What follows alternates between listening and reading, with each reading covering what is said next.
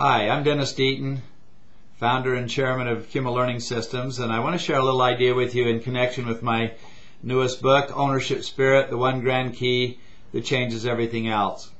Recently I was in a seminar, an Ownership Spirit seminar for a group of leaders, and one of the leaders posed a pretty important question. Essentially he was asking, how do you help your people elevate their presets about themselves? Now, anybody that's been a youth leader, has been a parent, been a team leader at work, really understands the background of that question. We all know people who are underperforming. And they're underperforming not because they lack the innate ability, but because they lack the confidence. And so one of the roles we have as leaders is to help people increase their confidence level, and that's the gist of the question. Now, that helped me in the seminar tie back to one of the things that we teach in Ownership Spirit, and that is that tough-minded ownership is grounded in reality.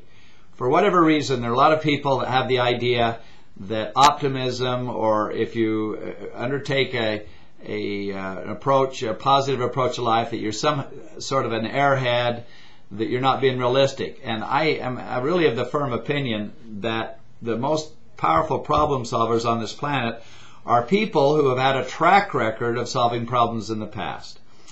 And so obviously where I'm leading to is the point that if we want to help people to report to us, people in our lives gain more confidence, we need to help them orchestrate some successful experiences so that they have that platform upon which they can move forward, and as they face even greater challenges, they'll have some experience upon which to base their optimism or their expectations that they can deal with the situation effectively. So I'm going to share with you a simple idea. We call it at CUMA the Creating Confidence Model.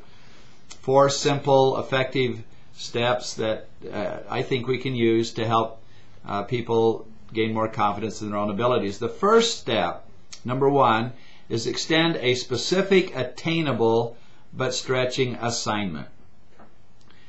Frequently, as leaders, we look simply on the outside, make a lot of assumptions about what's going on the inside without actually developing the rapport with people that we work with to really get into the inner person. And I think that's an important key that we need to keep in mind. I think great leaders get into conversation and build a rapport where they can understand something about the aspirations, the expectations, the fears, and the confidence level of our people. With a knowledge of that inner person, where they lack confidence, where they have some confidence, at that point we can design, with a little thought, we can design an appropriate stretch goal tailored to suit the situation of that particular person. Now with that, then the second step is to monitor progress, but don't hover.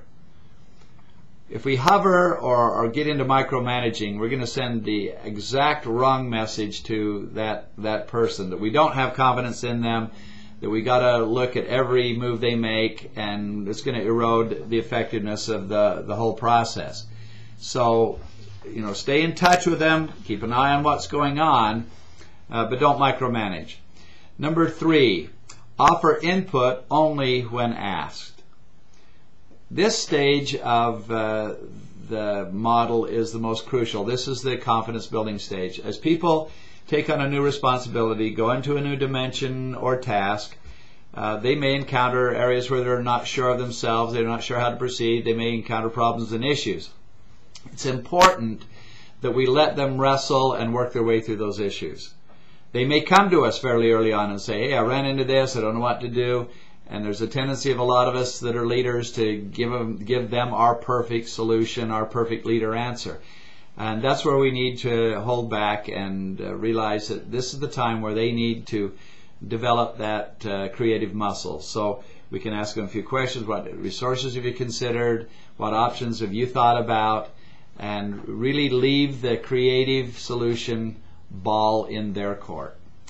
Now when you see strong effort, commitment, moving towards looking for solutions, even if they haven't found the solutions, you're coming to step 4. Praise effort and reward success.